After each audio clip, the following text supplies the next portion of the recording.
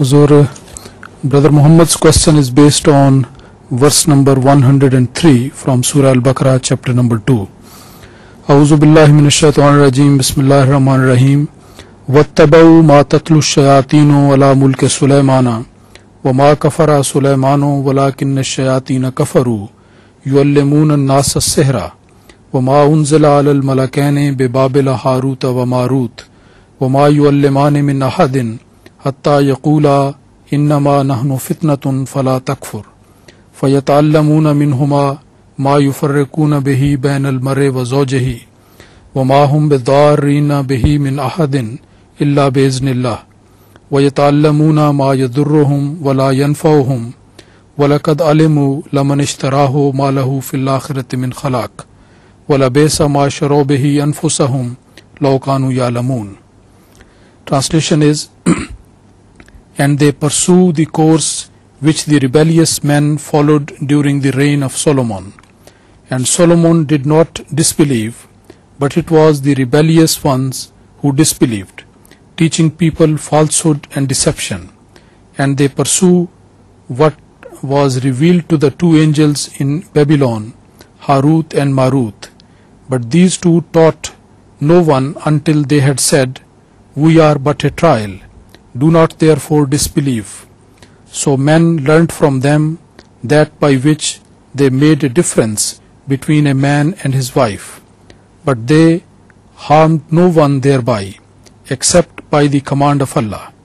On the contrary, these people are learning that which would harm them and do them no good, and they have certainly known that that he who traffics therein has no share of good in the hereafter, and surely evil is that for which they have sold their souls, and they but known. حضور من هم الملكين هاروت وماروت وما أنزل عليهما.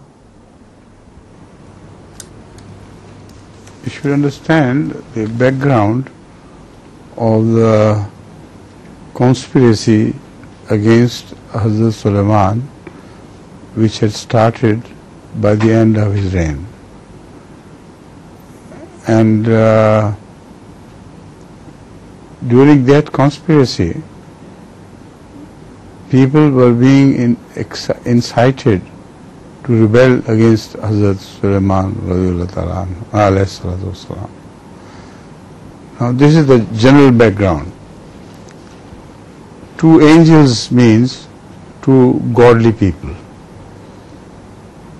were appointed by Allah, or maybe directly or indirectly through Hazrat Sulaiman, to take anti-conspiratorial measures, so that they told them, they first took oath of allegiance, oath of secrecy, so that it's not separated the difference between husband and wife. They said, what we are going to tell you, how you should propagate, we should prepare the ground for this education of people, that this is what's happening. Husband should not tell even his wife what he is going to do, because most secrets are leaked out through wives. I personally remember that when I used to work according to instructions of Hazrat Khalifa al-Masih Salis alayhi rahmah, my wife was never aware of what I was doing. I left even for other countries like Bangladesh, etc., under command, and she never inquired, and I never told her why. So this is when people have to be prepared for not conspiracy, but for propaganda against the conspiracy. These measures are taken. So those two angels did exactly the same thing. But people learned from this, and they attributed sihr to this phenomenon, and they took countermeasures to cancel the good effect of Hazrat Harut and Hazrat Marut, and told the people, this is from God. You are following godly measures.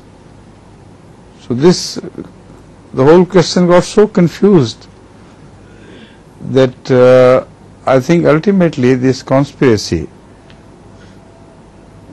was the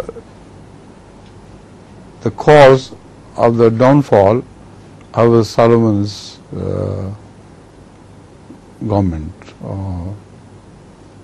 This is what I understand from this. I don't see any other explanation which is possible and which is convincing. It is one of the most difficult verses of the Quran which you have chosen tonight. And I have mentioned that sometimes I was sent by Hazrat Hadith on different important missions, both in Pakistan and Bangladesh. I am telling you some miracle which happened during one of my missions to Bangladesh. I was in Karachi when I received instructions by telephone from Hazrat Rahimahullah that you must leave for Bangladesh next day by that plane.